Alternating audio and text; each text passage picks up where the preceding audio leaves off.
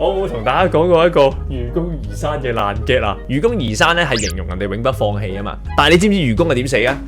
嗱，冇人知啊！我講你聽點死啊！當年咧，阿愚公咧就年紀大啦，就攤咗喺張病床度啦。咁跟住咧，佢啲仔女就喺側邊啦。阿爸，你有冇遺言同我哋講低啊？咁樣咁於是啊，愚公咧就喺張床嗰度咧，就用佢盡緊住力氣講，叫啲小朋友要繼續移山啊，移山。咁但係因為佢係中國噶嘛，咁所以佢用普通話講咯，移山。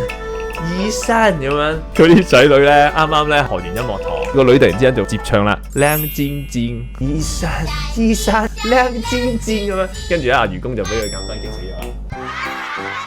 講下咋，冇認真啦，唔該。OK， 好嚟啦，讀完愚公移山嘅故事，阿弟弟攞住一個玩具嘅鏟啦，跟住咧就準備咧去路邊嗰度咧就挖山啦。嗱，同學仔，咁我哋睇睇先啦。首先咧 C 咧就應該唔關事嘅 ，A 好定係 B 好咧？你問風 Sir 嘅話咧，受到啟發，即係你學到道理。佢聽完愚公移山嘅故事，跟住攞個鏟走去移平咗山咧，其實佢係咪真係要學到道理啊？佢只不過喺度模仿緊佢嘅咋，所以其實佢根本唔係受啟發，你只不過模仿緊佢，你根本都冇學到個道理。B 火波，清清楚。